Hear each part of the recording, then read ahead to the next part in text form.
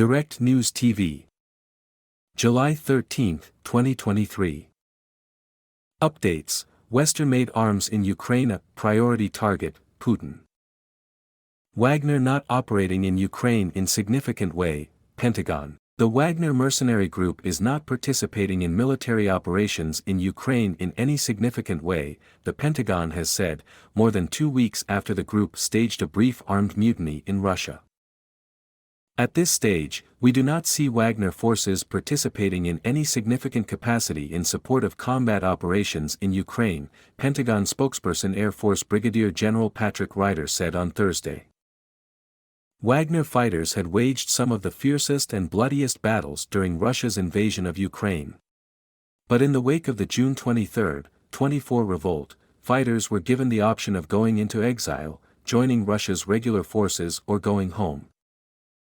Russian official discusses Black Sea grain deal with Turkey, UN Ministry. Russian Deputy Foreign Minister Sergei Vershinin discussed the Black Sea grain deal with his Turkish counterpart Barak Akapar in a phone call on Wednesday, the Russian Foreign Ministry has reported.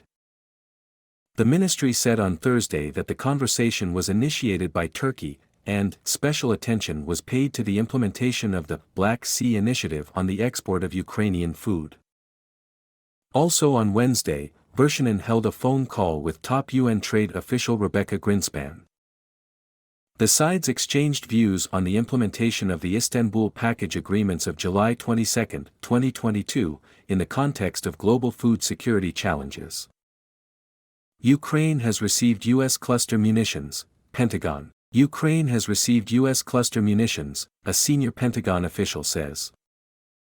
The official statement on Thursday comes after the U.S. announced on July 7 it would send Kyiv cluster munitions as part of an $800 million security package intended to support a Ukrainian counteroffensive. UK accuses Russia of stonewalling on Black Sea grain deal. Britain's United Nations ambassador, Barbara Woodward, has accused Russia of stonewalling by delaying attempts by top UN officials to speak to Moscow about the Black Sea grain agreement.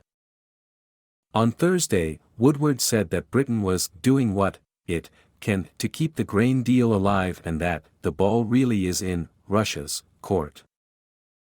EC President urges Putin to extend Black Sea grain deal. European Commission President Ursula von der Leyen has urged Russian President Vladimir Putin to prolong a deal allowing the Black Sea export of Ukraine grain, saying the consequence of not doing so would be global food insecurity.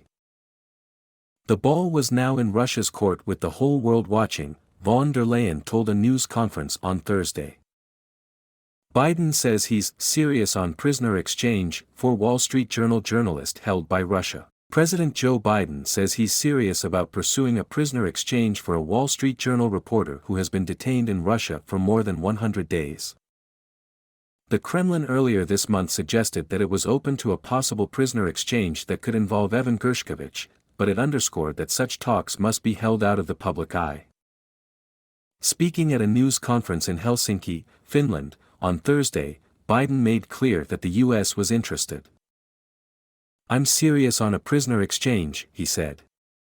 "That process is underway." Hungary signals it could ratify Sweden's bid to join NATO in a few months. Hungary has signaled it could ratify Sweden's bid to join NATO in a few months as a ruling party lawmaker says Turkey's decision to back Sweden's application opened the door to strengthening the alliance at a time of need. Hungarian lawmaker Zsolt Nemeth said there was no need to convene an extraordinary session of parliament to approve the decision sooner. "We will take up work in mid-September," Nemeth, the head of the Hungarian parliament's Foreign Affairs Committee, told private broadcaster Inforadio. "There is no need to move more quickly because Turkish President Recep Tayyip Erdogan will not forward the ratification of Sweden's NATO membership to the Turkish parliament until it reopens in the autumn," he said. Ankara held out on the ratification for months, accusing Sweden of doing too little against people Turkey sees as terrorists. They are mainly Kurdish members of the outlawed Kurdistan Workers' Party, or PKK. Biden reassures NATO allies about U.S. support for alliance. United States President Joe Biden has said there is overwhelming support for NATO from the American people, Congress and both Democrats and Republicans, notwithstanding the fact there's some extreme elements of one party, referring to Republicans. I'm saying as sure as anything could possibly be said about American foreign policy, we will stay connected to NATO, Biden affirmed. 2.5 years after the norm-busting U.S. presidency of Donald Trump, who clashed with NATO leaders over funding the alliance and threatened to reduce the number of U.S. troops in Germany, concern still lingers in Europe about the reliability of United States pledges and global alliances. My name is Kingsley. Please like, share, subscribe and hit that notification bell so you can be the first to be notified whenever we post. You won't regret it.